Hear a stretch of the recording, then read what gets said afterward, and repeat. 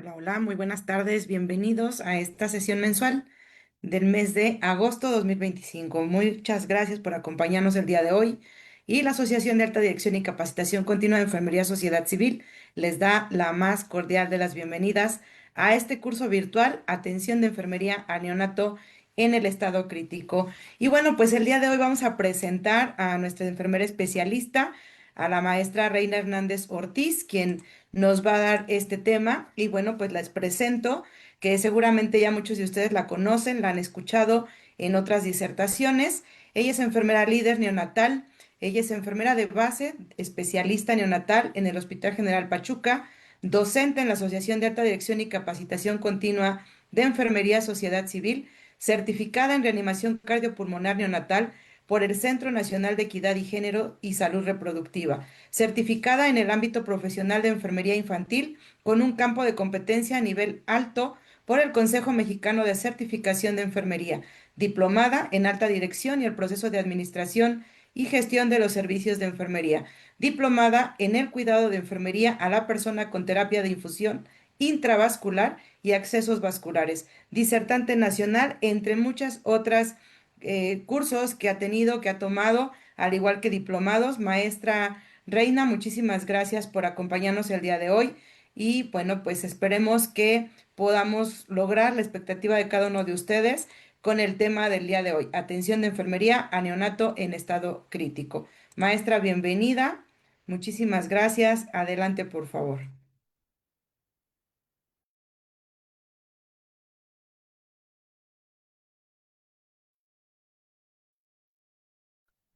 Su micrófono, maestra, por favor. Listo, ya. Hola, buenas tardes. Una disculpa por entrar tan tarde, no podía conectarme con el internet, pero ya estamos aquí. Gracias, maestra, bienvenida. Mm.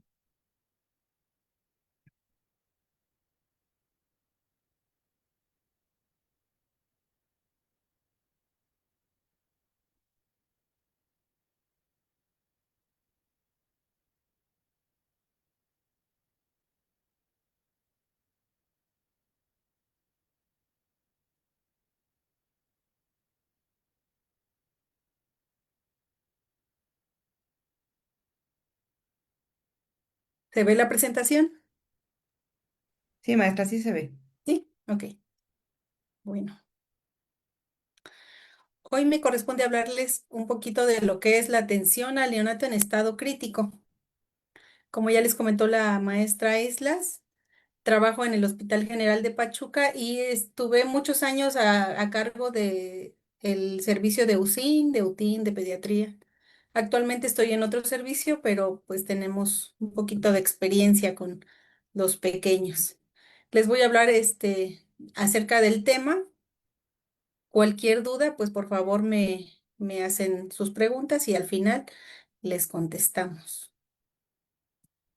Bueno, primero vamos a ver a qué se refiere el neonato en estado crítico. Y nos dice la bibliografía que es un recién nacido cuya condición de salud representa un riesgo para su vida, requiriendo cuidados intensivos en una unidad especializada. ¿Como cuáles, condiciones de salud? Pues aquellos bebés que no respiran, aquellos bebés que nacieron a lo mejor en paro, que tienen alguna enfermedad congénita, que tienen alguna cardiopatía, que, no sé, alguna otra patología que requiera del cuidado especializado de médicos y enfermeras. Y tenemos como estadística de mortalidad neonatal, de acuerdo a la OMS, nos dice que el primer mes de vida es el periodo más vulnerable para la supervivencia del niño. Y en base a esto nos dice que 2,3 millones de recién nacidos murieron en el 2022.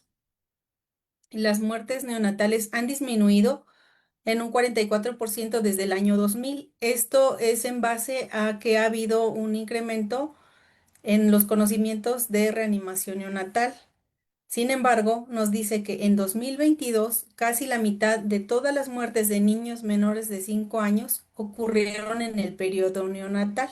O sea, el 47% del total de las muertes son de bebés neonatos, en los que son los primeros 28 días de vida, que como sabemos es uno de los periodos más vulnerables y se requiere una atención intensiva y de calidad durante el parto y el recién nacido.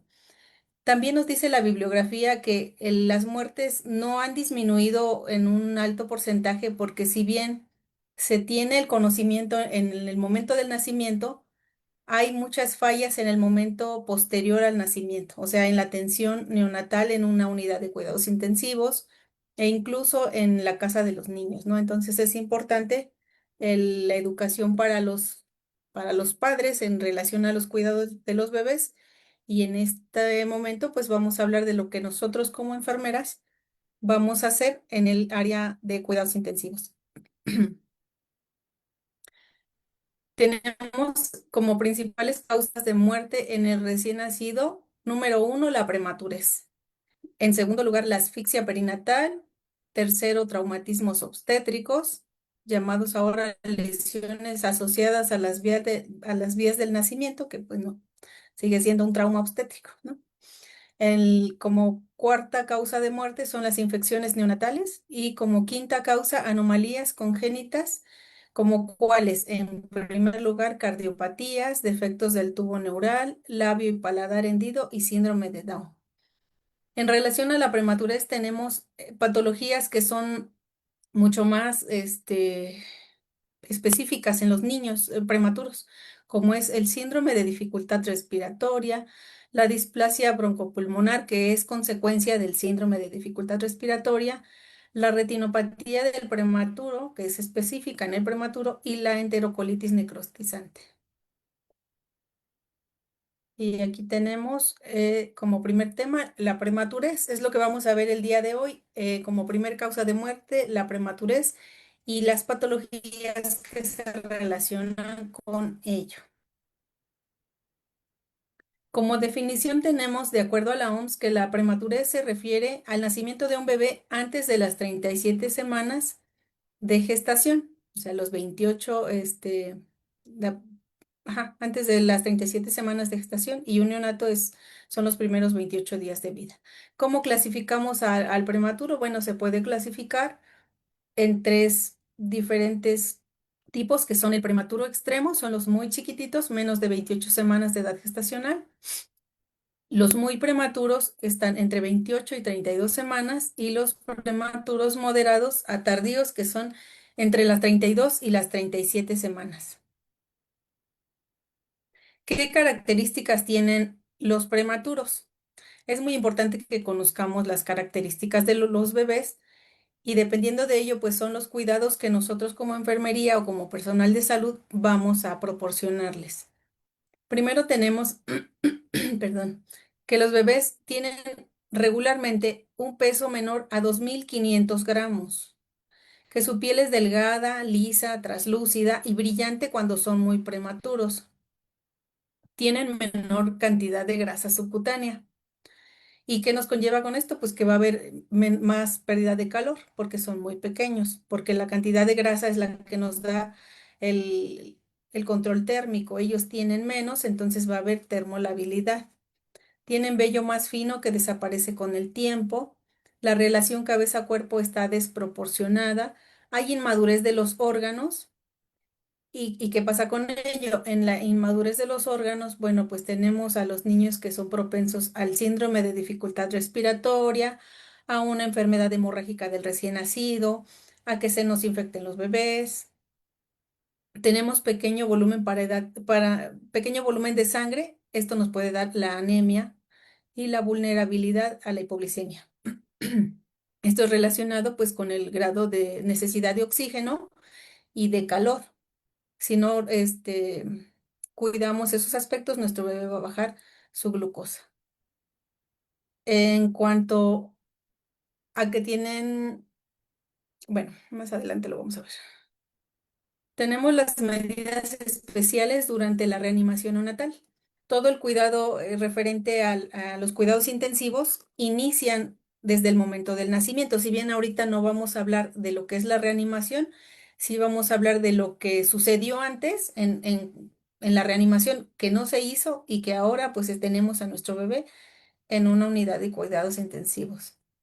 Aquí tenemos como recomendaciones manipular al bebé con suavidad, evitar colocar las piernas del bebé más altas que la cabeza, evitar presiones altas en la ventilación a presión positiva o en el CPAP, usar pulsioxímetro y gases sanguíneos para ajustar ventilación y la concentración de oxígeno, evitar infusiones rápidas de líquidos por vía intravenosa. En estos 5 cuidados o en estas 5 medidas especiales, si nosotros no las llevamos a cabo, ¿qué es lo que vamos a ocasionar? Vamos a ocasionar que nuestro bebé llegue a tener una hemorragia intracraneal, que esto va a complicar más su pronóstico de vida y su estado de salud. Tenemos la temperatura de la habitación, donde será la reanimación, debe estar entre 23 y 25 grados. Recordando que nuestro bebé es muy pequeño, que tiene poca grasa subcutánea y que es muy lábil es tendiente a la hipotermia. Entonces nosotros debemos calentar el lugar donde lo vamos a reanimar. Si el bebé es menor a 32 semanas, utilizar bolsa o envoltura plástica y colchón térmico. También se utiliza, no sé si han visto en sus lugares de trabajo, que se utiliza un gorrito. En los bebés que son muy pequeños, que son menos de 1500 gramos, se mete el bebé completo en una bolsa tipo Ziploc. Nada más lo que dejamos fuera es la cabecita. Lo demás se deja dentro de la bolsa sin secarse y sin quitarle el Vérmix. Recordando que el Vérmix es una protección para el bebé, no solo para proteger la temperatura o para mantener la temperatura, sino también le sirve como protección contra infecciones. Y bueno, en base a las características de los bebés que tenemos, vamos a hacer nuestros diagnósticos de enfermería. Si nosotros no sabemos cómo son los bebés, no vamos a saber qué cuidados darle. Me ha tocado ver en algunas instituciones, escuchar a las compañeras jóvenes o que son recién ingresadas al hospital, que dicen es que un servicio de neonatal es muy fácil, es que los bebés solo comen, solo hay que cambiarles el pañal, solo los aspiras y ya. Pero no saben todo lo que puede traer consigo un bebé prematuro. Entonces, si nosotros conocemos las características, podemos prevenir que nuestros bebés se compliquen. Si ahorita vamos a ver los diagnósticos de enfermería y se van a dar cuenta que los diagnósticos que más se utilizan o los que más utilicé aquí son diagnósticos de riesgo. Si nosotros preveemos un riesgo, vamos a dar cuidados que van a evitar complicaciones y secuelas en los niños. Si no lo hacemos, pues seguramente se van a complicar e incluso se pueden morir, ¿no?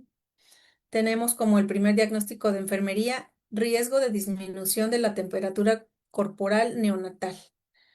El dominio es en el dominio 11, clase 6, código 00476.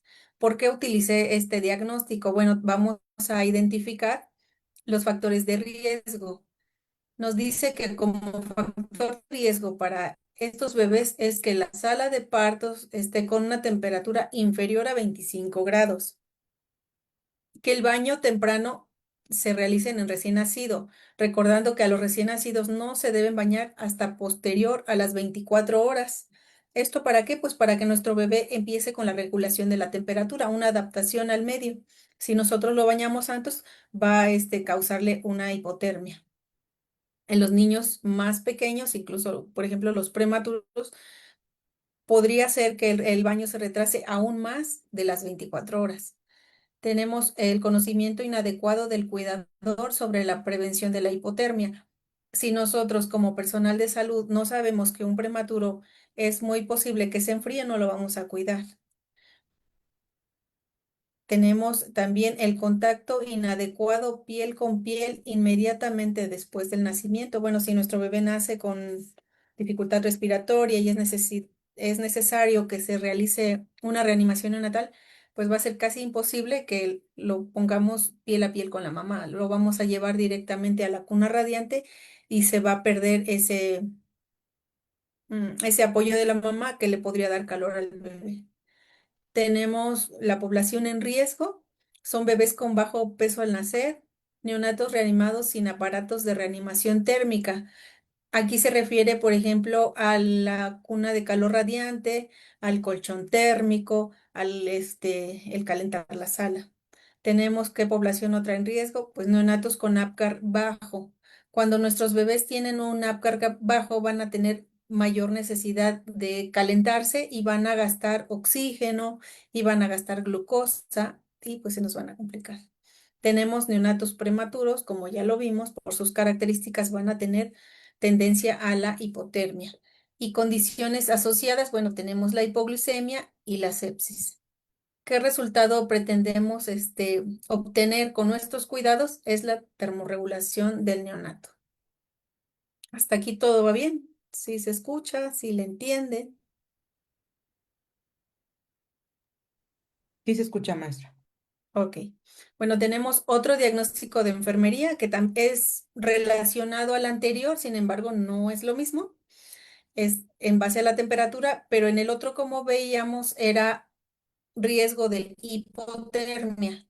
Acá tenemos riesgo de termorregulación ineficaz. ¿A qué se refiere? Que nuestro bebé es tan pequeño, que sus reservas de grasa son tan poquitas, que tiene el peso tan bajo, que así como se puede enfriar, si nosotros lo colocamos en una cuna de calor radiante y no tenemos el cuidado de manejarlo en servocontrol o de estar vigilando, nuestro bebé se puede sobrecalentar porque son termolábiles. Entonces puede subir la temperatura o puede bajar. ¿Qué factores de riesgo tienen? Miren, por ejemplo, esto es muy importante, la inactividad. Todos los bebés que están inactivos, por ejemplo, los niños que están sedados, los niños que están muy graves y que están inconscientes, los bebés que tuvieron que ser intervenidos quirúrgicamente y que fueron sometidos a anestesia, están inactivos. Es por eso que cuando un bebé regresa de un área de quirófano, nosotros debemos de cuidar mucho sus signos vitales, principalmente en ellos la temperatura. ¿Por qué? Porque esto nos puede llevar a unas complicaciones más graves como la acidosis e incluso la muerte. Tenemos como factor de riesgo el control inadecuado de la temperatura del ambiente, como ya lo habíamos mencionado en el diagnóstico anterior. El incremento de la demanda de oxígeno. Los bebés que tienen asfixia o hipoxia o que no están respirando bien van a incrementar la demanda de oxígeno y se van a enfriar. Tenemos la población en riesgo, bueno, son personas en el extremo de peso, ellos son muy pequeños y con un peso bajo, y personas con cantidad inadecuada de grasa subcutánea. ¿Qué resultado pretendemos obtener? El mismo que en el anterior, termorregulación en el neonato. Aquí tenemos en base al NOC, a nuestros libros de NOC. Son 2024, Nanda, Nick Knock. Entonces son bibliografías muy recientes en las que como personal de enfermería pues nos estamos basando. Tenemos como un resultado esperado la termorregulación del neonato. Este resultado está en el dominio de salud fisiológica 2 en la clase de regulación metabólica. Y tenemos varios indicadores. Como ven, aquí tienen algunos códigos, algunos números que nos van a identificar cada uno de los indicadores. Por ejemplo, ¿cómo vamos a saber que nuestro bebé eh, que ha logrado la termorregulación del neonato? Bueno, vamos a ver que la inestabilidad térmica que tenía, por ejemplo, si al inicio del cuidado nuestro bebé estaba con temperatura muy elevada, podríamos ponerle que está grave, es en puntuación Diana grave, y nosotros pretendemos llevarlo a que no tenga fiebre o a que no tenga la hipertermia o la hipotermia, entonces lo vamos a llevar a que no tenga ninguno, a que esté leve o moderado. El objetivo es aumentar su puntuación. Y como vemos, tenemos la inestabilidad térmica, la hipertermia, la hipotermia, las respiraciones irregulares. mm, si recuerdan, cuando un bebé o cuando una persona tiene hipertermia, va a haber este aumento en las respiraciones, aumento en la frecuencia cardíaca, va a estar irritable. Por el contrario, si nuestro bebé está hipotérmico, lo vamos a tener con respiraciones lentas, con bradicardia, letárgico. ¿Por qué también tenemos como indicador los cambios de color? Pues porque vamos a observar que en los bebés o en las personas adultas también hay cambios de color. ¿Cómo lo podemos observar? Pues va a haber piel pálida si está frío, va a haber piel enrojecida si la temperatura está elevada, va a haber piel cianótica si el bebé está requiriendo oxígeno, que esto también nos va a gastar energía y al final nos va a llevar también a una hipotermia. Va a haber inestabilidad en la glucosa. Y la puntuación que utilizamos en este resultado esperado es grave marcado con 1, sustancial 2, moderado 3, leve 4, ninguno 5. Esto lo pueden encontrar en la página 730 de su libro NOC. Tenemos como intervenciones de enfermería la regulación de la temperatura en el recién nacido. ¿Qué es lo que nosotros vamos a hacer? Las intervenciones, su nombre es regulación de la temperatura. Las actividades que realizamos para obtener la regulación de la temperatura son monitorización de la temperatura, aplicar un dispositivo de monitorización continua de la temperatura, monitorización de la presión arterial, el pulso y las respiraciones, porque como vimos, si se altera la temperatura, se van a alterar también los demás signos vitales. Tenemos monitorizar el color y la temperatura de la piel, colocar al recién nacido en incubadora o bajo una cuna radiante. ¿Me escucha, maestra? Sí, maestra, adelante. Ok, es que mi internet está fallando un poquito.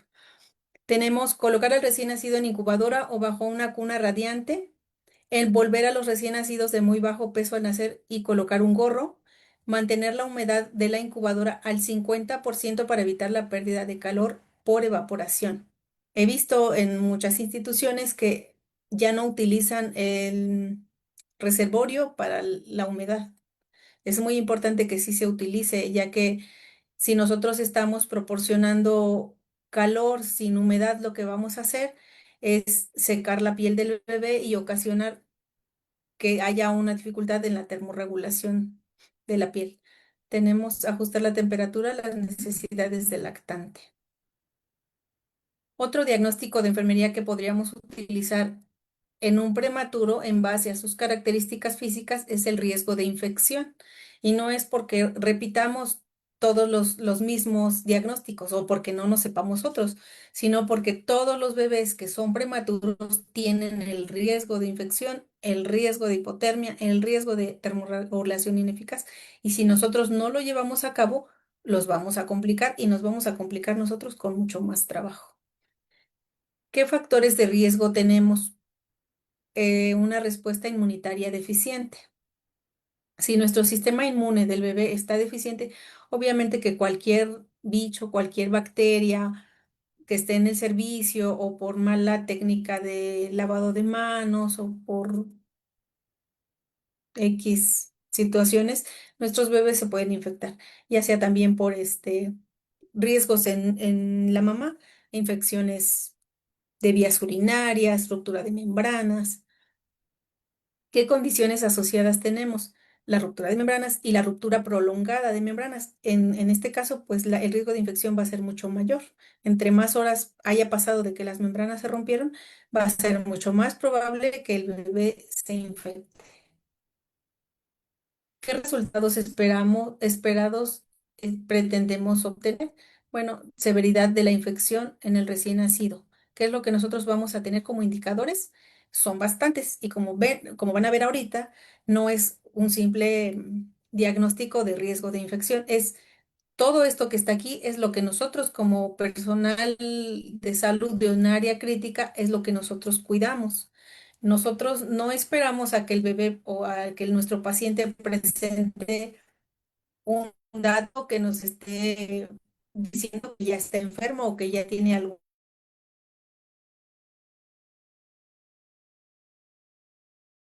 Anticipamos a cualquier situación, por eso siempre estamos observando a nuestros bebés.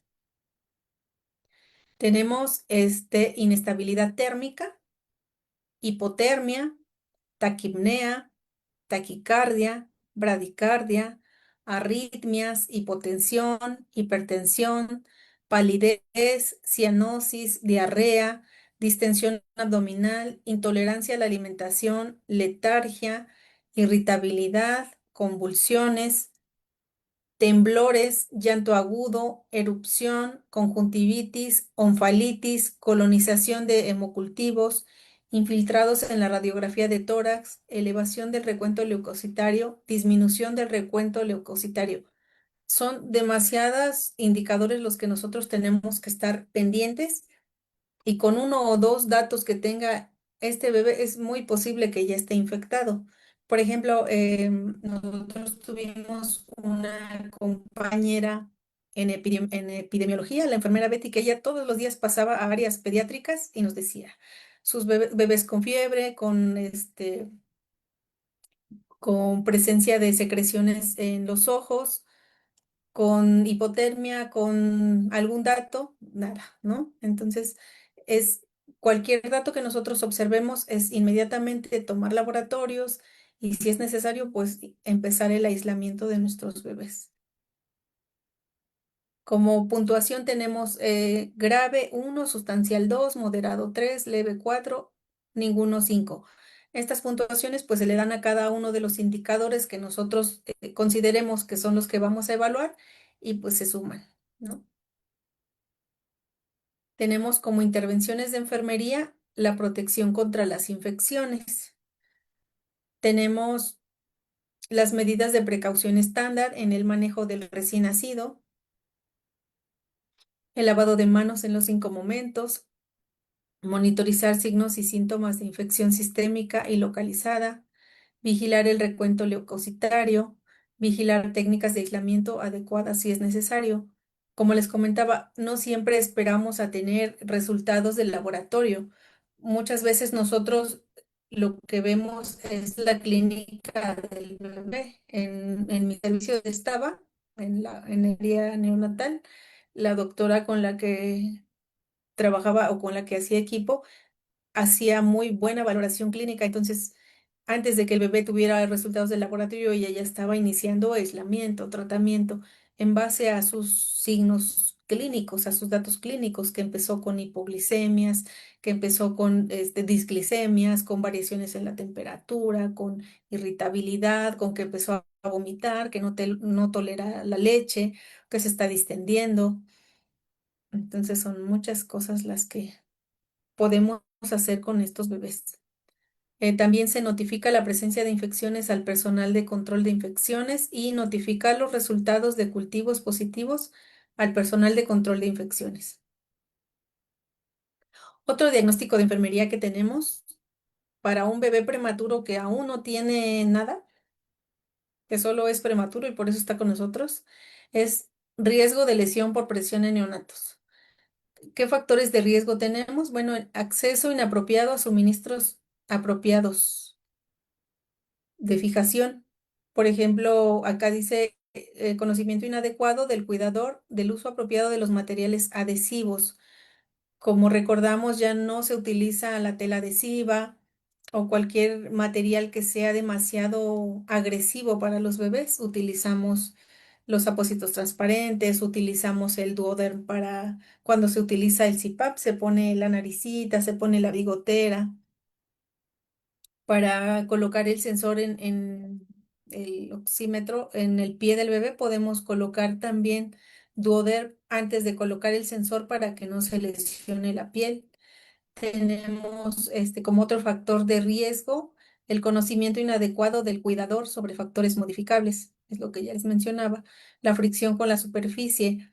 Muchas veces nos ha tocado ver que los compañeros de otros turnos hacen sus nidos, pero no se adaptan, sus nidos donde se meten a los bebés, su ropita del bebé no se adapta al tamaño del niño, entonces tenemos que adaptarlo al peso y a las condiciones del bebé. No todos necesitan el tamaño igual ni de la textura igual.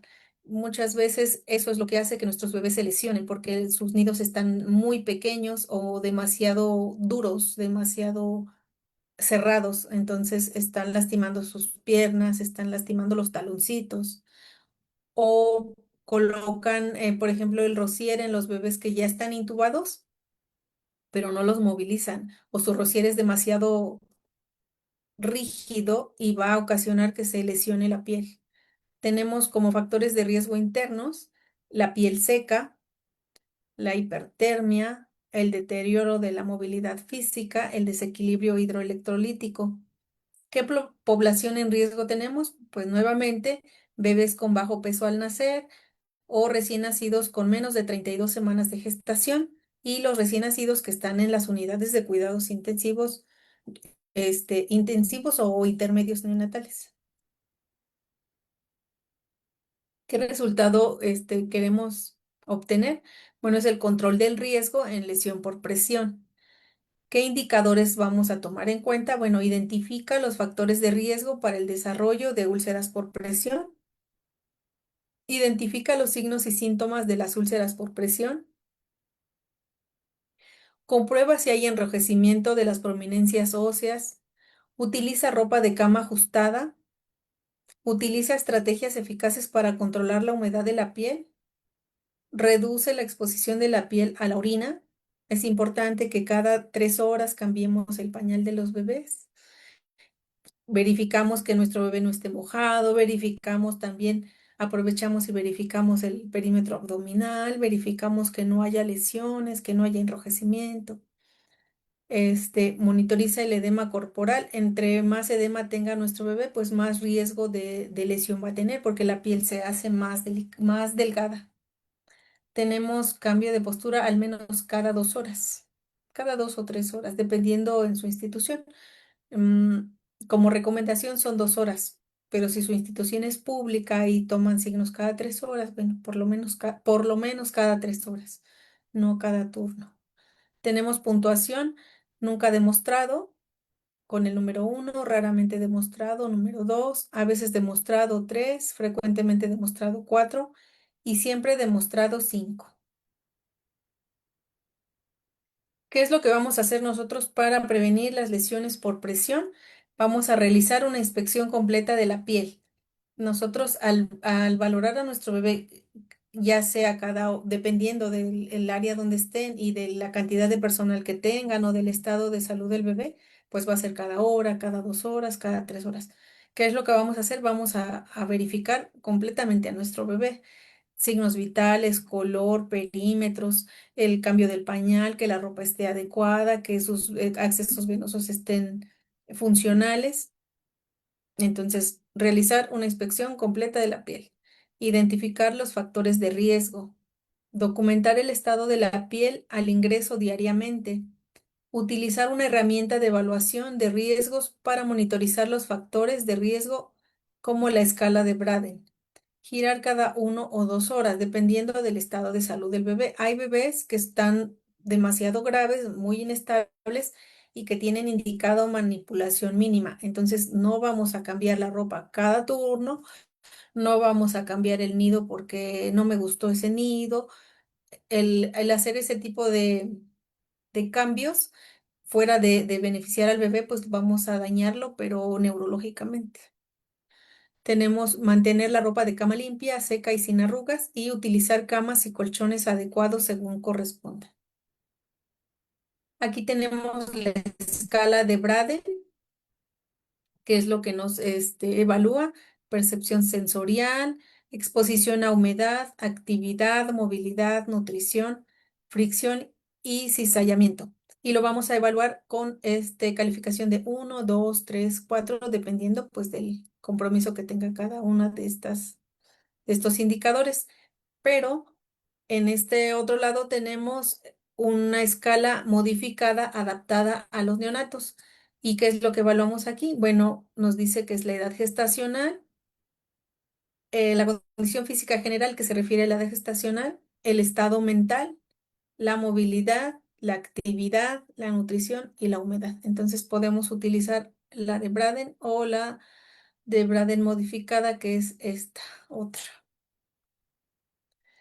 Y aquí vamos a ver ya las patologías que se refieren a los bebés en estado crítico en la unidad de cuidados intensivos. Lo anterior solo eran las características físicas de un prematuro y los cuidados que se le dan a todos los prematuros. Ahorita vamos a ver específicamente en base a las patologías.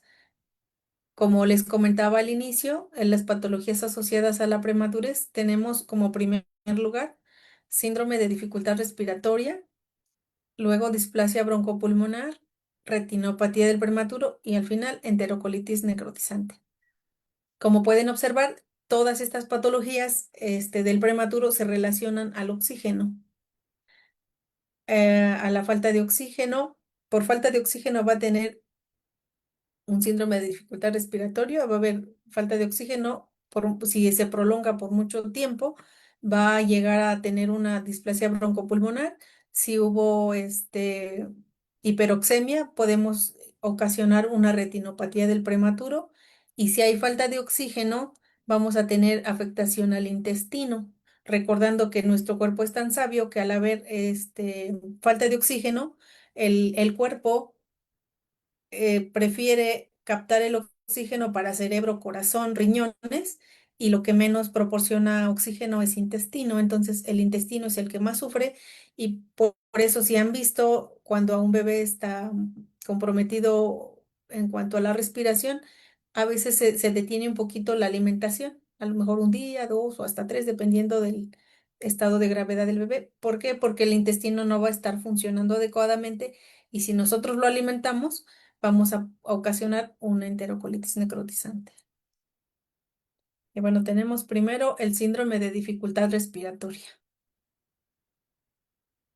¿Qué es el síndrome de dificultad respiratoria? Bueno, es la causa más frecuente de insuficiencia respiratoria en el recién nacido prematuro por deficiencia del surfactante.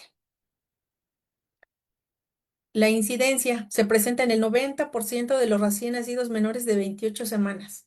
Entonces, si nosotros vamos a tener el nacimiento de un bebé que tiene menos de 28 semanas, es casi seguro que ese bebé va a presentar un síndrome de dificultad respiratoria y que va a requerir la administración de factor surfactante, intubación, etcétera. Si nuestro bebé tiene menos de 30 semanas, hay un 50-60% de posibilidades de que presente este síndrome. Del 15 al 20% entre las 32 y 36 semanas y el 5% en los mayores de 37 semanas. Y como vemos en esta incidencia, el riesgo es inversamente proporcional a la edad gestacional. Entonces, entre menor edad gestacional, mayor riesgo de que presente el síndrome de dificultad respiratoria. La frecuencia va a ser mayor en los niños que son nacidos por cesárea y que son menos de 38 semanas, en especial si no fue precedida por un trabajo de parto. ¿Por qué nos dice que si no fue precedida por un trabajo de parto? Cuando una mujer embarazada tiene síntomas de trabajo de parto, ya sea pretérmino o de término, pues va a acudir a una institución y si aún no corresponde que el bebé nazca y si no hay compromiso fetal y de la madre, lo que se va a hacer es esperar o dar inhibidores y les van a dar medicamentos para que ese embarazo llegue a más semanas y que el pulmón logre un desarrollo. Ujú, un desarrollo pulmonar. Entonces, pero si no tuvo ese trabajo de parto y se hace la cesárea inmediatamente, pues los pulmones no van a estar maduros. Tenemos hijos de madres diabéticas insulinodependientes que no han tenido un adecuado control de la glucemia. Lo que nos dice es que no es que la insulina haga que el factor surfactante no se produzca, sino es la hiperglucemia en el bebé, en el hijo de una madre diabética, va a inhibir la producción de factor surfactante y por lo tanto va a ocasionar una inmadurez pulmonar y esto va a ocasionar el síndrome de dificultad respiratoria.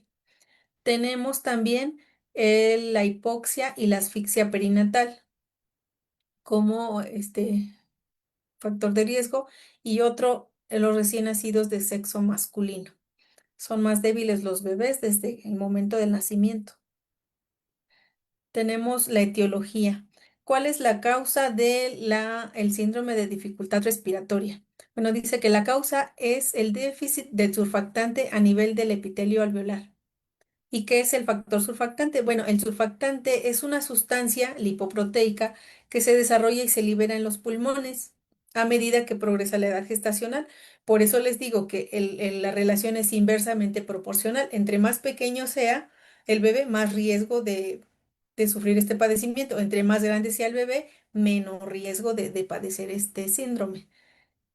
¿Y cuál es la función del surfactante? Bueno, va a ser reducir la tensión superficial y permitir de esa manera la dilatación de los alvéolos, que evita la telectasia. ¿Qué es la telectasia? Que los alvéolos se quedan pegados y no hay espacio para que se realice el intercambio gaseoso. También va a haber alteración anatomopatológica de la enfermedad. ¿Qué es lo que nos va a prevenir el síndrome de dificultad respiratoria en el recién nacido pretérmino? Bueno, tenemos que se puede administrar, si la mamá llega con una amenaza de parto pretérmino, en la institución, ¿qué es lo que le van a hacer? Bueno, le van a administrar esteroides, como cuáles, como la betametasona o la dexametasona. Tenemos que la betametasona se aplica intramuscular, dos dosis de 12 miligramos con espacio de 12 a 24 horas. Y la dexametasona intramuscular, cuatro dosis de 6 miligramos con espacio de 12 horas. ¿Qué manifestaciones clínicas podemos observar en un bebé y que nosotros digamos es una dificultad respiratoria o un síndrome de dificultad respiratoria, antes conocido como membrana hialina? Va a haber dificultad respiratoria desde los primeros minutos de vida y puede progresar hasta las 24 a 48 horas.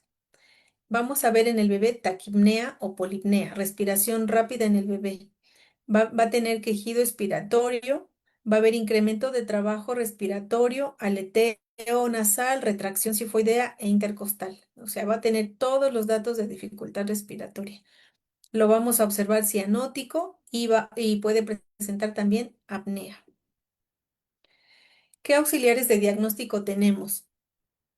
Bueno, lo principal es vigilar los datos del bebé, los datos clínicos del bebé.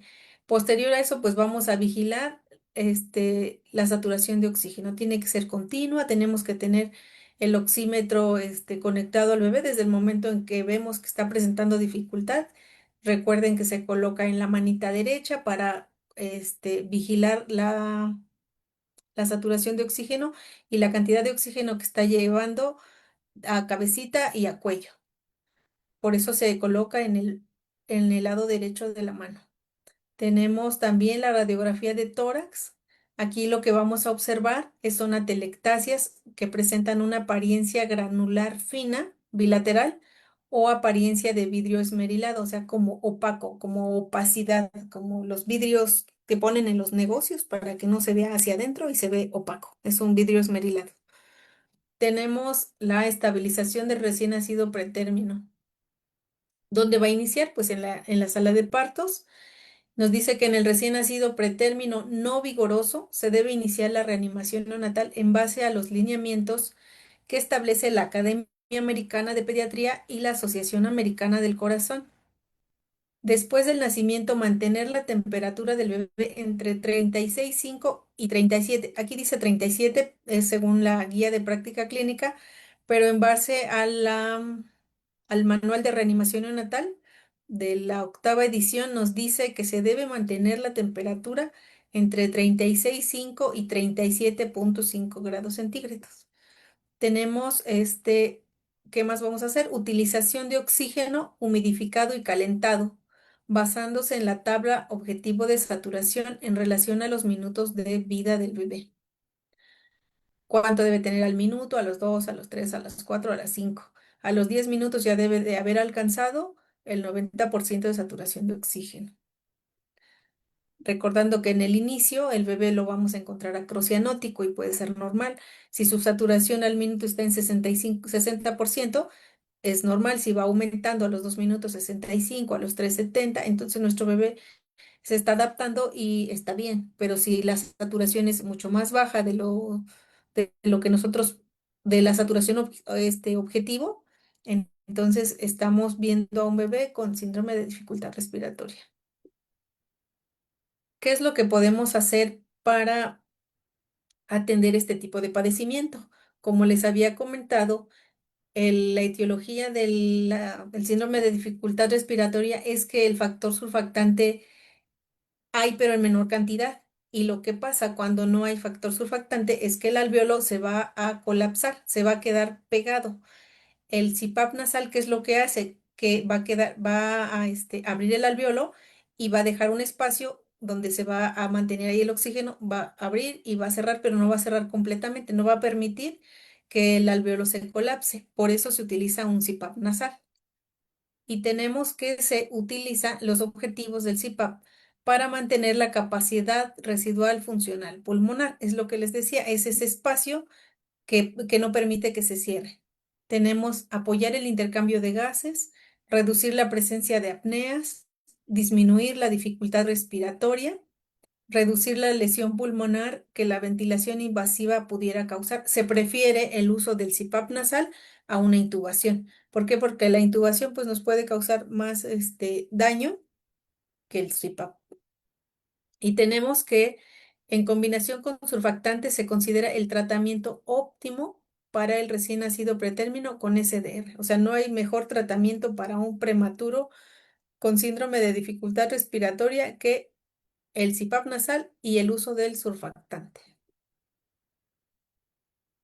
Aquí tenemos el uso del surfactante. Las indicaciones se dan cuando existe la necesidad de aumento en los parámetros del CPAP nasal, que el FiO2 esté arriba del 30% y la presión sea mayor a 8 centímetros de agua.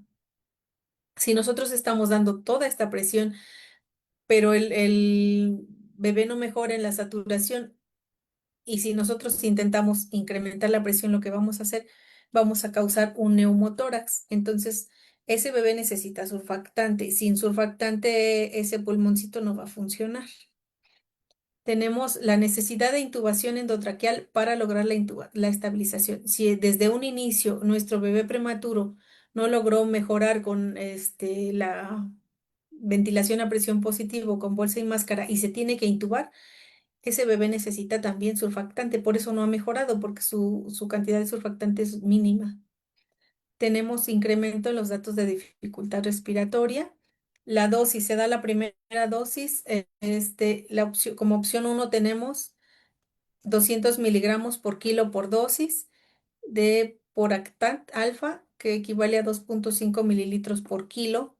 Y la opción 2 está a 100 miligramos por kilo por dosis, Poractat alfa de 1,5 mililitros por kilo o Veractat 4 mililitros por kilo.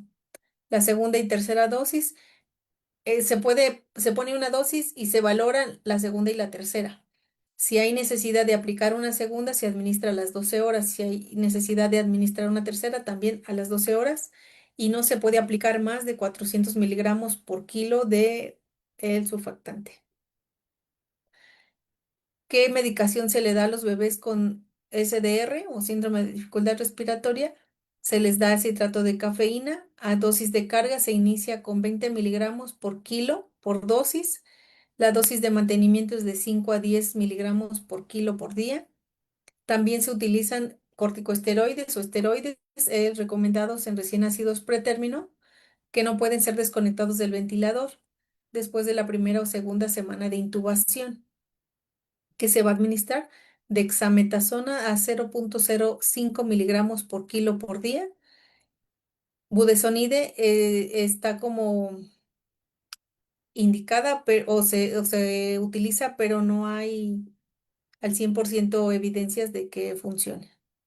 Nos dice que la budesonida disminuye la incidencia de la displasia broncopulmonar. He visto que la utilizan, mas sin embargo, este, no hay suficientes estudios que lo avalen. También tenemos el manejo hidroelectrolítico y nutricional. Tenemos el aporte de líquidos, que debe ser individualizado, como todos nuestros cuidados en los bebés o en nuestros pacientes adultos también. Tiene que ser individualizado y se debe iniciar entre 70 y 80 mililitros por kilo por día. Y en un recién nacido pretérmino extremo, o sea que tiene menos de 28 semanas, se inicia con 90 mililitros por kilo por día. ¿Por qué? Pues porque su piel es más delgadita, porque va a haber mayor pérdida de calor, mayor pérdida de líquido. Tenemos la nutrición parenteral. Es un soporte nutricional, también debe de ser individualizado y nos dice la recomendación de la guía de práctica clínica que se debe iniciar el primer día de vida si las condiciones hemodinámicas del bebé lo permite. Y en los recién nacidos pretérmino, establecer, iniciar el estímulo trófico con leche humana de 12 a 24 mililitros por kilo por día.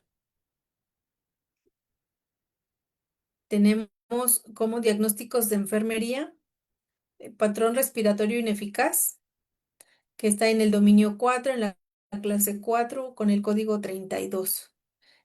¿Por qué utilicé este diagnóstico de enfermería? Bueno, nos vamos a las condiciones asociadas y nos dice que hay distensibilidad pulmonar reducida si hay en este bebé. Inmadurez neurológica, también tiene inmadurez neurológica.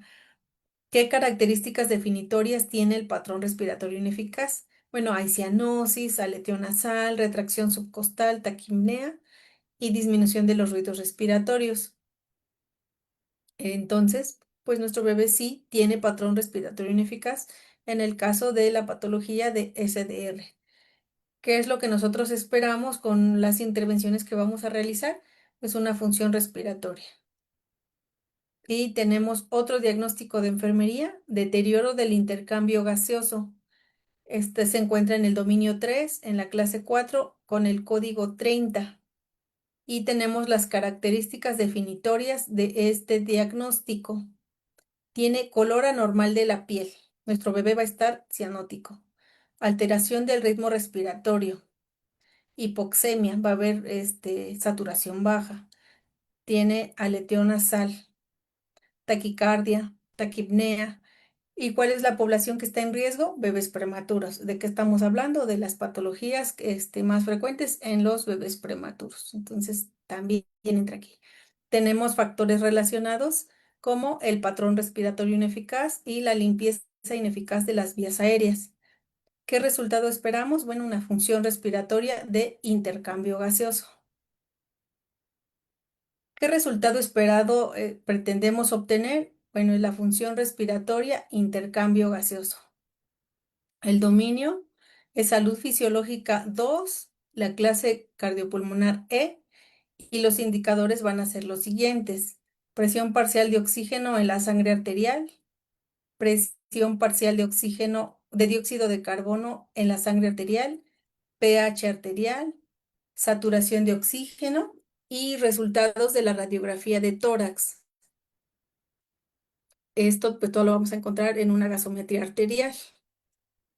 Y vamos a puntualizarlo. Nuestra puntuación diana va a ser desviación grave del rango normal con el número 1, cuando nuestro bebé no está tan mal, cuando es leve, sus datos que no comprometen tanto la salud o la estabilidad del bebé, pues es 1.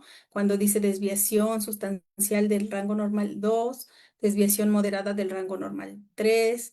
Desviación leve del rango normal, 4. Y sin desviación del rango normal, 5.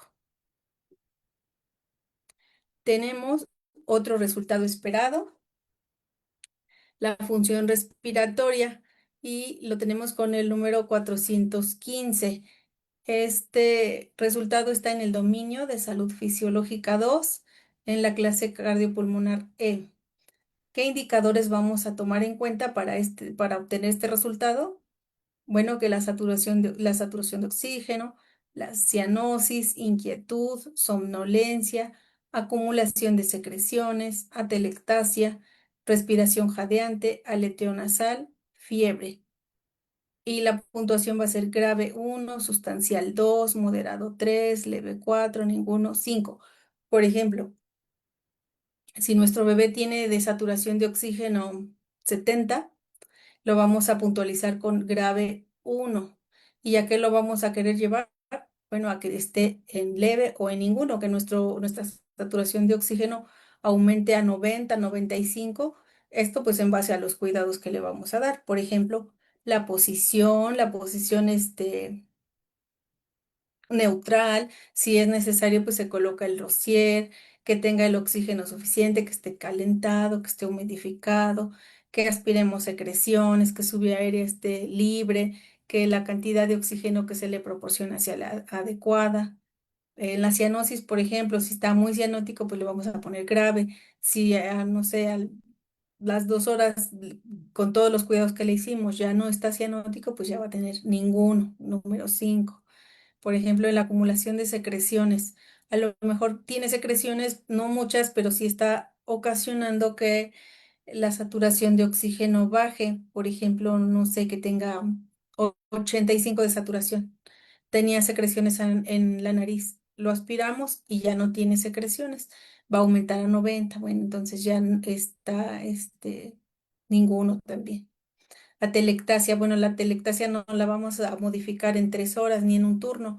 Vamos a tener que dar posición, vamos a tener que dar fisioterapia pulmonar, aspirar secreciones y a lo mejor si está gravemente comprometido o grave, puntuación grave, al final de nuestro turno y le toman otra placa, a lo mejor ya disminuyó la telectasia, pero no se ha quitado por completo, entonces ahora está en puntuación moderada 3. Y bueno, así es más o menos cómo se utilizan las puntuaciones. Las intervenciones de enfermería que vamos a hacer en base a estos diagnósticos, bueno, tenemos la oxigenoterapia con el código 3320. ¿Y qué es lo que vamos a hacer de actividades para proporcionar la oxigenoterapia? Asegurarse de que se dispone de pulsioxímetro para monitorizar la respuesta a la terapia. No pueden, bueno, si no hay pulsioxímetro pues ni modo, ¿no? Pero en la mayoría de las instituciones deberíamos contar con monitor o con oxímetro, ya que es muy riesgoso colocar oxígeno sin monitorizarlo. ¿Por qué? Porque nosotros podemos poner oxígeno a una cantidad mayor de la que el bebé requiere y entonces vamos a ocasionar más daño del que ya tiene. Por ejemplo, incluso aunque el bebé cuente con un monitor cardíaco que esté monitorizando la saturación de oxígeno, nuestro bebé no debe rebasar el 98%. O sea, debe mantenerse entre el 90 y 95, tal vez 98%. Si el monitor nos marca 100%, no estamos seguros de que sea el 100%, ya que el monitor está exclusivamente diseñado para marcar de 0 a 100, pero sin embargo nuestro bebé podría tener 150, 160 o mucho más de saturación de oxígeno. Y recordando que la hiperoxemia va a ocasionar daño celular y esto puede ocasionar daño neurológico, daño en la retina. Tenemos otro cuidado, otra actividad es mantener la permeabilidad de vías respiratorias. Por ejemplo, si nuestro bebé está con saturación de 80 y está con dificultad respiratoria, está poniéndose cianótico, está con quejido, tiene retracción, su saturación está bajita y le aumentamos el oxígeno, tenía, no sé, ¿qué les gusta? 5 litros por minuto. 5 litros de oxígeno y vemos que no funciona o que no mejora y le subimos a 6 y le subimos a 7 y le subimos a 10 y no mejora y le ponemos CPAP y no mejora y lo intubamos y no mejora. ¿Y qué es lo que pasó ahí? Que tenía tapada la nariz o que tenía secreciones en la boca y a la hora de la aspiración, en lugar de aspirarlo, introducimos las secreciones y ahora vamos a ocasionar una telectasia. Entonces, es importante que nuestros cuidados y en nuestra valoración observemos las necesidades de nuestro bebé y esto de mantener permeabilidad de vías aéreas respiratorias es súper importante. Por ejemplo, si nuestro bebé no está intubado, pero sí está teniendo dificultad respiratoria, puede que tenga secreciones en la nariz, aun cuando no se vea. Entonces es importante aspirar con una perilla y si no salen, aspirar con una sonda para permeabilizar vía aérea o hacer un lavado nasal con solución salina y garantizar que esa vía aérea está permeable. Tenemos monitorizar el esfuerzo respiratorio, monitorizar el color de la piel, como ya les mencionaba, hay que verificar que si estaba cianótico, le ponemos oxígeno, el bebé va a mejorar su coloración. A lo mejor no va a ser tan rápido, pero va a ser progresivo. Hay que vigilar el estado de conciencia, eliminar secreciones orales, nasales y traqueales. Si nuestro bebé está intubado, tenemos que realizar la aspiración de secreciones en ese orden: boca, nariz y con otra sonda, tráquea, o tráquea, boca y nariz, pero no primero nariz, siempre es primero boca y después nariz. Tenemos que colocar en una posición que favorezca una respiración óptima. Si nosotros mantenemos a nuestro bebé en posición lateral, pero la cabeza está a lo mejor mirando hacia arriba, o sea que no esté en una posición neutra, esa posición no va a favorecer la respiración del bebé. Si el bebé está flexionado o si está extendida su cabeza, tampoco va a respirar, aun cuando tenga el oxígeno, si tenga puntas nasales, si tenga casco. Tenemos que vigilar que la posición de nuestro bebé sea correcta. Tenemos que monitorizar la eficacia de la oxigenoterapia. ¿Cómo la vamos a verificar? Pues que su frecuencia cardíaca esté correcta y que su saturación de oxígeno, si no estaba adecuada, pues que vaya progresando hacia la mejoría. Tenemos que monitorizar si se producen lesiones en la piel por la fricción del dispositivo de oxígeno. Como les mencionaba, debemos colocar, si va a utilizar CPAP, Duoder en la nariz y Duoder en el bigotito, como una bigotera, para proteger de los aparatos del oxígeno. Por ejemplo, si vamos a poner puntas nasales, también ponemos protección en la nariz y ponemos algún adhesivo que no lesione la piel de la cara del bebé. Para para los bebés que están intubados, bueno, tenemos fijaciones especiales para la cánula orotraqueal, que son de plástico y que son adecuados a cada uno del tamaño y peso del bebé. En caso de no contar con esos fijadores que son especiales, no son muy caros y son efectivos, cuestan 400 pesos tal vez, pero le van a durar todo el tiempo que el bebé esté intubado. Entonces, si no se cuenta con el recurso o si no se cuenta con esa posibilidad, se podría utilizar IPAFIX para fijar la cánula.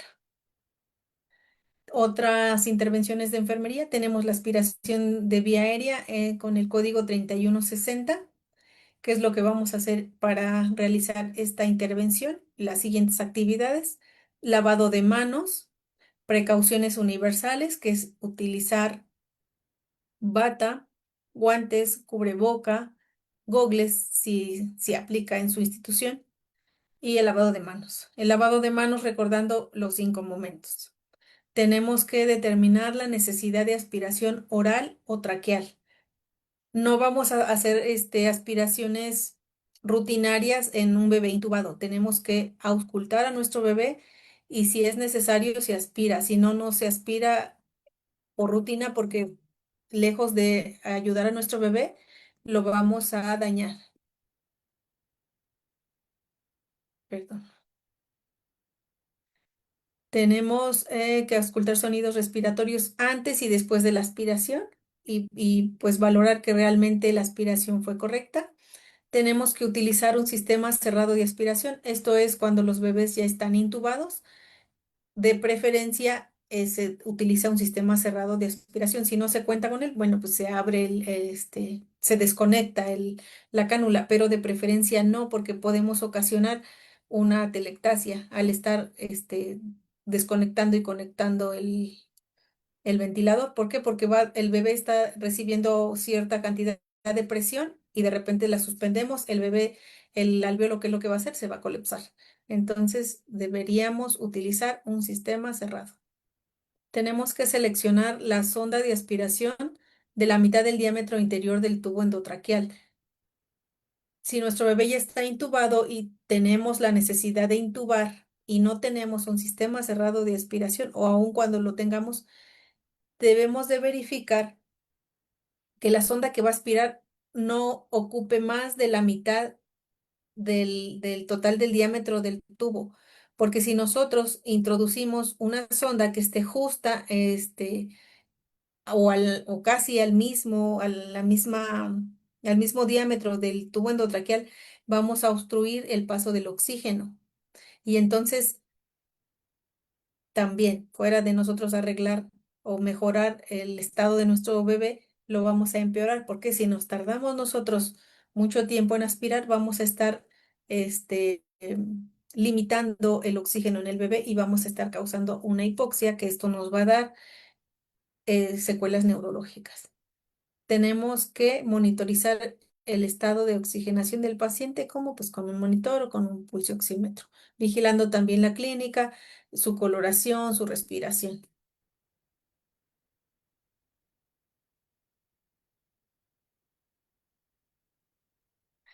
Otras intervenciones que tenemos de enfermería es la intubación y estabilización de la vía aérea con el código 3120. ¿Qué actividades vamos a hacer para esto, para intubar y estabilizar la vía aérea? Bueno, el lavado de manos, como ya lo habíamos mencionado, utilizar el equipo de protección personal, bata, guantes, cubrebocas, gogles, gorro. Tenemos que aspirar primero boca y después orofaringe. Si nosotros aspiramos primero, primero nariz, lo que vamos a hacer es que nuestro bebé va a jadear o va a jalar y se puede broncoaspirar. Entonces aspiramos boca, siempre boca y después nariz. Tenemos que seleccionar tipo y tamaño correcto del tubo endotraqueal de acuerdo al peso y edad gestacional de nuestro bebé. Tenemos que auscultar el tórax posterior a la intubación. ¿Para qué? Pues para ver que el tubo endotraqueal esté correctamente instalado y que no se haya ido a estómago o que no se haya introducido por tráquea, pero que se haya introducido de más y que solo esté ventilando pulmón derecho. Entonces tiene que estar exactamente en la carina para que esté ventilando los dos pulmones. Tenemos que observar la expansión del tórax. Tenemos que monitorizar la saturación de oxígeno. Si nuestro bebé ya está intubado, la saturación va a subir inmediatamente y la coloración va a mejorar y la frecuencia cardíaca va a subir. Tenemos que marcar y fijar el tubo endotraqueal. Tenemos que fijarlo para vigilar pues que no se salga, que no se deslice, porque pues se nos puede extubar el bebé. También tenemos el manejo de la ventilación mecánica invasiva como otra intervención de enfermería. Y las actividades que podemos realizar es monitorizar las condiciones que indican soporte ventilatorio. Tenemos que iniciar la preparación e instalación del respirador. Tenemos que administrar los medicamentos relajantes musculares, sedantes y analgésicos narcóticos. En sus instituciones no sé qué utilicen. En la mía utilizan nalbufina y midazolam como relajante y sedante para previo a la intubación. Tenemos que monitorizar la eficacia de la ventilación mecánica sobre el estado fisiológico del paciente. Tenemos que asegurar de cambiar los circuitos del respirador cada 24 horas. Esto es en base a la guía de práctica clínica. En la realidad, pues no se hace así. A veces se hace cada 72 horas o si no se cuenta con otro circuito, pues incluso más tiempo. Pero lo ideal para evitar infecciones relacionadas con la ventilación mecánica es cambiar los circuitos del respirador cada 24 horas. Sin embargo, pues en nuestras instituciones de gobierno no hay los suficientes circuitos como para cambiarlos de todos los niños, ¿no? Si tenemos 15 intubados, pues no va a haber 30 circuitos. A veces están ocupados todos y pues no se puede. Tenemos que utilizar una técnica séptica en todos los procedimientos de succión. Tenemos que monitorizar la cantidad, el olor y la consistencia de las secreciones pulmonares y documentar.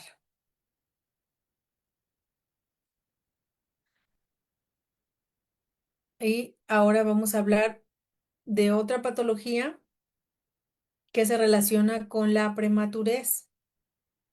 La displasia broncopulmonar se da como consecuencia del síndrome de dificultad respiratoria. Si el síndrome de dificultad respiratoria no se atiende correctamente, pues vamos a progresar a una complicación como esta.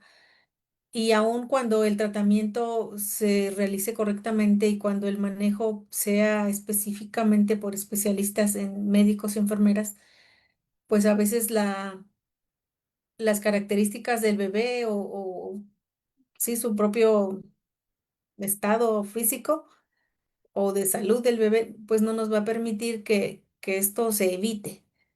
Muchas veces, aunque se dé el tratamiento correcto al síndrome de dificultad respiratoria, que se ponga CPAP o ventilador y que se ponga surfactante y que se pongan esteroides, si el bebé es demasiado inmaduro, esto va a ser casi inevitable, porque pues la ventilación se va a prolongar y el uso del oxígeno va a ser de mucho tiempo y el pulmoncito se va a dañar. Permítame un momentito, voy a tomar agua. Denme 2 minutos.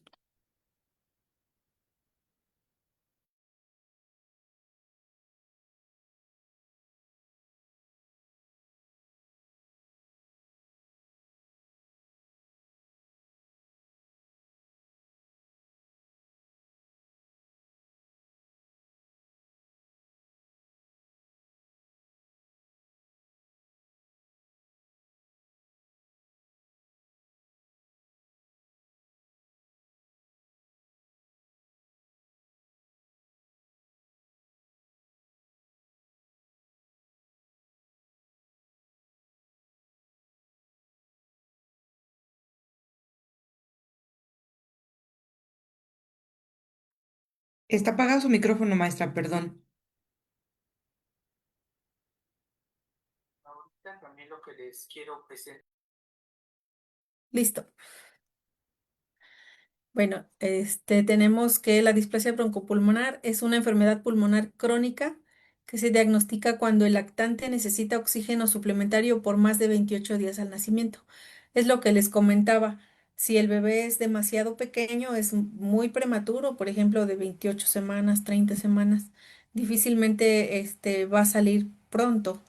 Muchas veces ocupan el ventilador o el oxígeno por un mes, por 2 meses, por 3 meses. Tuvimos un bebé que utilizó el oxígeno, pues yo creo que más de medio año. Entonces, pues el daño es inevitable. Y tenemos la clasificación. ¿Cómo clasificamos la displasia broncopulmonar? Bueno, en pacientes menores de 32 semanas, con evaluación diagnóstica a las 36 semanas corregidas, y los mayores de 32 con evaluación a los 56 días de edad.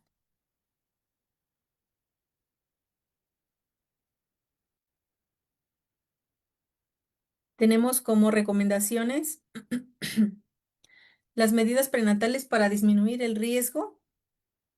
Se recomienda un ciclo de esteroides como la betametasona o dexametasona cuando hay riesgo de parto pretérmino entre las 23 y 35 semanas. O sea, para prevenir la displasia hay que prevenir primero el síndrome de dificultad respiratoria y para prevenir eso, pues tenemos que madurar el pulmón y eso, por eso las precauciones se hacen o las medidas prenatales se hacen antes de que el bebé nazca. Se puede también inhibir el trabajo de parto cuando hay amenaza de parto pretérmino, pues lo más que se pueda. Uso de antibióticos en pacientes con ruptura de membranas. Se debe utilizar solo si hay ruptura de membranas. No se pueden o no se deben utilizar antibióticos profilácticos. También tenemos las medidas de prevención para el desarrollo de la displasia broncopulmonar. Se utiliza en forma temprana el CPAP nasal de 5 a 6 centímetros de agua en niños con riesgo. Regularmente yo he visto que utilizan el CPAP nasal entre 4 y 5 centímetros. No, no llegan a 6, pero no sé en otras instituciones si ustedes lo vean así o lo hayan visto así. Tenemos como otra medida de prevención, en niños prematuros se recomienda el uso de surfactante exógeno cuando existe falla en la utilización del CPAP. O sea, si el CPAP no funciona o no es suficiente, se administra el surfactante.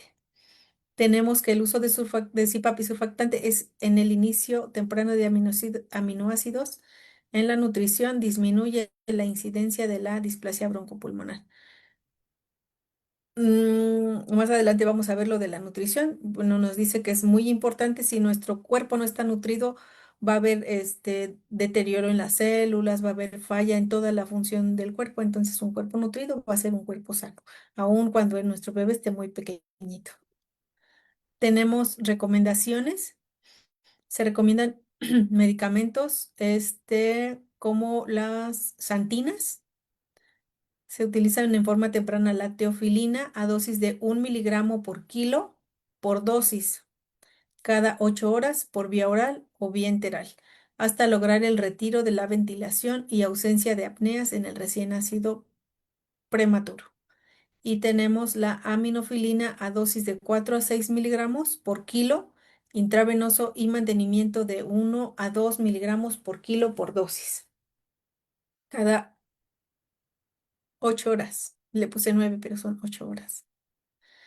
Tenemos los factores de riesgo y en las recomendaciones nos dice que el tratamiento con esteroides a dosis baja debe individualizarse y considerarse los riesgos en el neurodesarrollo de los pacientes. ¿Qué es lo que dice la guía de práctica clínica en relación a la displasia broncopulmonar? Que se han utilizado los esteroides para mejorar la ventilación, pero los esteroides se han hecho estudios en los que causan cierto daño en el neurodesarrollo en los pacientes.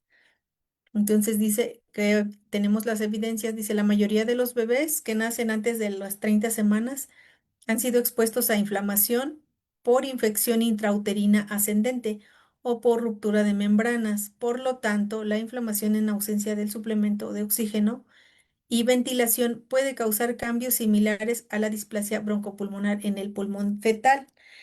Entonces, no siempre es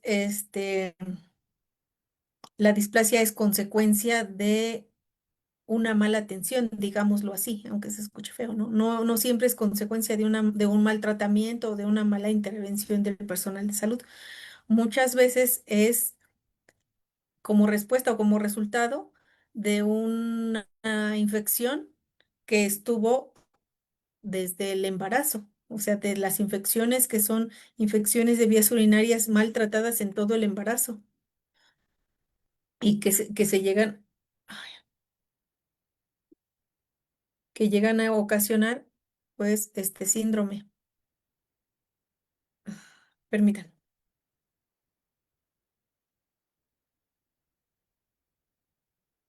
Y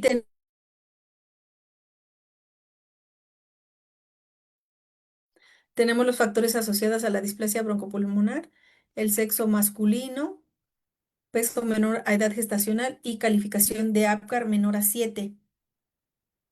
Si nuestros bebés tienen un APGAR menor a 7, es muy probable que nuestro bebé no solo tenga el síndrome de dificultad respiratoria, sino que llegue hasta la displasia broncopulmonar. Y también en los niños que son muy pequeños, o sea, aunque tengan la edad correcta, pero que sean desnutridos o que sean muy pequeños. Este, tenemos el diagnóstico, se establece de acuerdo a la edad gestacional y requerimiento de oxígeno. ¿Qué pruebas diagnósticas hacemos? Bueno, para diagnosticar una displasia broncopulmonar no necesitamos precisamente estudios, el diagnóstico se hace clínico y va a ser basado en los antecedentes. No se requiere de la radiografía de tórax para el diagnóstico ni la clasificación de su gravedad. Como tratamiento tenemos el tratamiento farmacológico. Nos dice que en pacientes con displasia broncopulmonar se utiliza furosemide en etapa aguda a dosis de 0,3 a 1 miligramo por kilo por dosis, de 1 a 3 dosis al día. Y en una etapa más estable se puede utilizar cada 48 horas solo o con hidroclorotiazida de 2 a 4 miligramos por kilo por día y espironolactona de 1 miligramo por kilo por día. El tratamiento ventilatorio tiene como objetivos mantener los niveles de saturación de 92 a 96%, no más. El pH en 7,25 a 7,35, el PCO2 de 40 a 55 y utilizar CPAP nasal para el retiro de la ventilación mecánica con administración de xantinas, ya sea teofilina o aminofilina. ¿Qué otro tratamiento tenemos para estos bebés? Bueno, nos dice que el tratamiento nutricional hay que iniciar con la nutrición parenteral el primer día de vida en un aporte de proteínas de 3 gramos por kilo por día e iniciar la nutrición enteral cuando sea posible. Lo que leía era que nosotros, bueno, el feto tiene regularmente desde el inicio o todo el tiempo fetal tiene un aporte de nutricional o un aporte de proteínas regular o estable. Y en el momento que el bebé nace, se suspende ese aporte nutricional y es lo que está afectando a nuestros bebés. Entonces, por eso se recomienda que el aporte de proteínas se inicie inmediatamente con la nutrición parenteral, aunque no siempre se utiliza o no siempre se hace, porque se espera hasta que el bebé se estabilice, que se estabilice su glucosa y que se estabilice en general, su estado de salud. Tenemos la oxigenoterapia domiciliaria. Dice usar oxígeno suplementario cuando el bebé tenga más de 32 semanas corregidas, esté respirando aire ambiente y mantenga un nivel promedio de saturación menos del 91%. O sea, si nuestro bebé no tiene esta saturación, si tiene menos, el bebé tiene que utilizar oxígeno, aunque aparentemente se vea bien. Tenemos que comprobar que el bebé tenga esta saturación de oxígeno, porque si tiene menos, pues este bebé se va a complicar y va a tener daño neurológico, que a lo mejor en el momento no se va a ver, pero sí en el desarrollo futuro, en la infancia temprana del nacimiento a los 5 o 6 años. Se recomienda usar oxígeno suplementario a través de la cánula nasal de 0,5 litros por minuto. A veces no es necesario que el bebé tenga tanto oxígeno, pero el pulmón o el cuerpo está adaptado tanto al oxígeno que con 0,5 es suficiente. Tenemos que vigilar en consulta externa cada 3 o 4 semanas a nuestro bebé cuando se egresa. ¿Y qué diagnósticos de enfermería realicé para estos tipos de bebés con displasia broncopulmonar? Bueno, que vamos a tener un deterioro en la ventilación espontánea. ¿Qué características definitorias vamos a ver? Cianosis, disminución de la saturación de oxígeno arterial, incremento de la frecuencia cardíaca. ¿Qué condiciones asociadas tenemos? Pues enfermedades de las vías respiratorias. ¿Qué resultado esperado queremos obtener? La función respiratoria de intercambio gaseoso. El dominio es salud fisiológica 2, clase cardiopulmonar E. Y el código es 0402. Tenemos estos indicadores, que es la presión parcial de oxígeno en sangre arterial, la presión parcial de dióxido de carbono en la sangre arterial, el pH arterial y la saturación de oxígeno. Todo esto pues lo obtenemos en una gasometría arterial y la puntuación que vamos a utilizar es desviación grave del rango normal 1, desviación sustancial del rango normal 2, desviación moderada del rango normal 3, desviación leve del rango normal 4 y desviación del rango normal 5. Tenemos intervenciones de enfermería.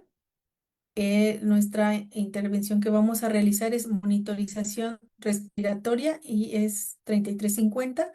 Las actividades que vamos a hacer para lograr esta monitorización es monitoriza la frecuencia, el ritmo, la profundidad y el esfuerzo de las respiraciones. Monitorizar los niveles de saturación de oxígeno en pacientes sedados. Aplicar sensores de oxígeno continuos no invasivos. Determinar la necesidad de aspiración auscultando para ver si hay crepitación o roncos en las vías aéreas principales. Auscultar los sonidos pulmonares después de los tratamientos para apreciar resultados y monitorizar las lecturas del ventilador mecánico. Monitorización respiratoria es monitorizar todos los signos vitales, la saturación de oxígeno y auscultar sonidos pulmonares. Es lo que debemos hacer para lograr esta intervención. Y ahora les voy a hablar de retinopatía del prematuro, que es otra complicación de los prematuros. Una disculpa si hablo muy rápido, pero se me complica hablar más lento. Tenemos la retinopatía del prematuro y su definición. Bueno, nos dice que es una alteración en la vascularización de la retina inmadura y puede llevar un proceso de proliferación fibrovascular que ocasiona el desprendimiento de la retina y la pérdida total de la visión. Entonces, si nosotros tenemos a un bebé prematuro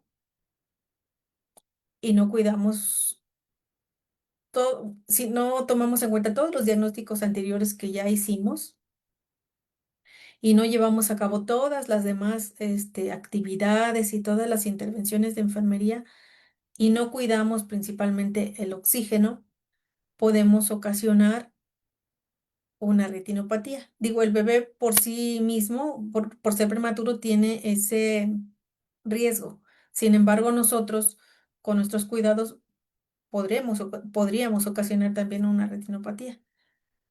¿Cómo vamos a detectar esto? Bueno, dice que todos los recién nacidos menos de 34 semanas y o menos de 1.750 gramos de peso de nacimiento. A todos ellos, a todos estos bebés se les realiza un tamiz oftalmológico.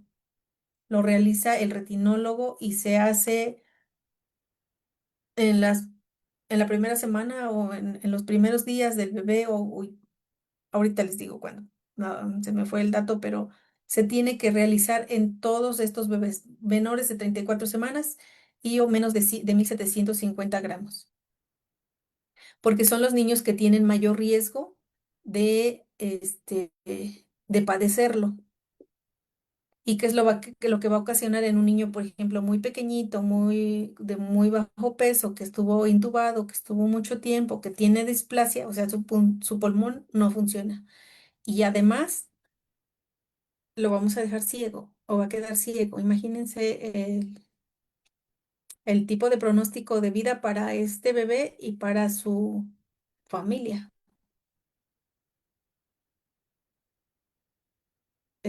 También tenemos que la detección se hace con exploración oftálmica previa dilatación de pupila con un medicamento que se llama tropicamida y es al 2,5%, son gotas, se aplica 1 a 3 gotas 1 hora antes de la revisión de fondo. ¿Qué es lo que va a hacer? Va a dilatar el ojito y vamos a poder observar el, el aumento de la vascularización del ojo.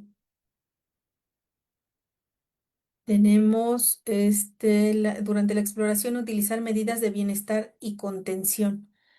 Em, He visto en algunos bebés cuando les hacen la revisión y lloran demasiado, es muy doloroso esa exploración, entonces tenemos que contenerlos como pues con una sabanita eh, tipo momia, envolverlos así como tipo momia y también puede utilizarse premedicación 30 minutos antes con paracetamol, una dosis de 15 miligramos por kilo, vía oral. Los bebés lloran demasiado, les duele mucho y lo que podemos ocasionar, he visto en 1 o 2 ocasiones que llegan hasta el paro respiratorio. No sé si sea de tanto llanto o de tanto dolor, pero sí he visto paro respiratorio en estos niños, en la pura exploración. Tenemos como factores de riesgo para que el bebé tenga retinopatía, factores maternos y factores neonatales. En los factores maternos, pues nosotros no podemos hacer nada, no podemos modificar ninguno de estos factores y bueno, son diabetes materna, hipertensión arterial, preeclampsia, anemia, ruptura de membranas mayor a 6 días, bajos recursos, adolescencia, embarazo múltiple. Y como factores neonatales tenemos fluctuaciones del oxígeno, hiperoxia o hipoxia. Aquí sí nosotros podemos intervenir, modificar estos factores neonatales. Nosotros podemos vigilar, monitorizar la saturación de oxígeno y adecuar el oxígeno a las necesidades del niño, no siempre dejarlo en una sola cifra o ver que el monitor está en 100% siempre y alegrarnos porque llegamos al 100, ¿no? Es mantener al bebé por debajo del 100%, por arriba del 95 o del 90 y mantenerlo así, vigilar su coloración, vigilar signos vitales. O sea, no podemos permitirnos que el nivel de oxígeno suba demasiado o baje porque vamos a tener, aparte de esto, de la retinopatía, podemos ocasionar otro tipo de daño. Tenemos como factor neonatal la sepsis, la acidosis, hipoperfusión, la poca ganancia de peso, la ventilación mecánica, la reanimación, la persistencia de conducto arterioso, la hemorragia cerebral. Si recuerdan, en los cuidados anteriores les manejaba los cuidados específicos en el recién nacido. La posición, no tener sus piecitos más altos que la cabeza, las infusiones de soluciones y medicamentos que no sean rápidas, que el oxígeno no sea tan elevado. Incluimos ahí los riesgos, los ruidos, perdón. Entonces hay muchas cosas que nosotros sí podemos intervenir para evitar estos tipos de padecimientos. Y otro factor neonatal son las apneas. A menos que sean neurológicas, nosotros podríamos evitarlas. Muy posiblemente sean por obstrucción de vía aérea. ¿Qué tratamiento se puede dar en la retinopatía del prematuro? Tenemos diferentes tratamientos. Tenemos la crioterapia, que mejora los resultados de la retinopatía. Las complicaciones de la crioterapia incluyen edema de los párpados, laceración de la conjuntiva, hemorragia vítrea y prerretinal, también complicaciones sistémicas como bradicardia, cianosis y depresión respiratoria. Es lo que les digo que le pasó al otro bebé, cayó en paro respiratorio. No sé si fue por dolor o por llanto, pero cayó en paro. Tenemos otro tratamiento de láser. Es un procedimiento menos invasivo y menos traumático y con menos molestias. El láser se aplica en la retina avascular periférica y las complicaciones incluyen quemadura en la córnea e iris y otras como catarata y hemorragias vítreas y de retina. Otro tratamiento es la cirugía. Se realiza cirugía vitrorretinal cuando ya se realizó tratamiento con láser o crioterapia y no se obtuvo ningún resultado. No existió regresión en la enfermedad o evolucionó a desprendimiento de retina. Hay estadio 4A, 4B o 5 y en aquellos ojos que sin intervención previa avanzó a desprendimiento de retina. Tenemos este otro tratamiento que es la aplicación de bevacizumab.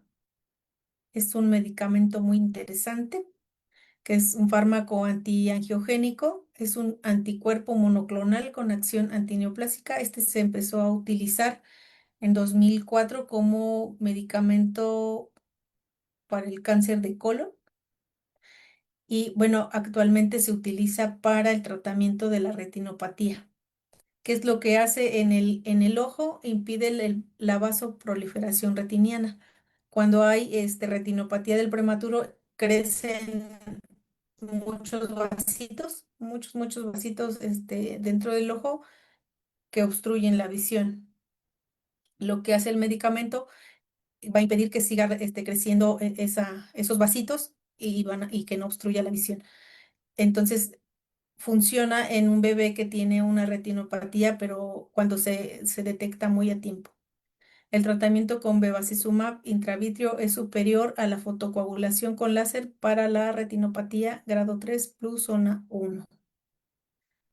Aunque hay estudios que dicen que de todos los procedimientos que hay, por ejemplo, crioterapia, láser y cirugía, la aplicación de bevacizumab es la que más muertes de recién nacido ha tenido. Entonces, es, mm, es muy bueno, es muy efectivo, pero también tiene riesgos. ¿Por qué? Porque altera la circulación también y puede producir sangrados. Entonces, seguramente por esa parte es cómo se afecta al bebé y puede llegar a la muerte, porque también hay alteraciones en el neurodesarrollo. Y eso sería todo por hoy. Mañana veremos encefalopatía hipóxico-isquémica. ¿Alguna pregunta, duda, reclamación? Hablo muy rápido, perdón.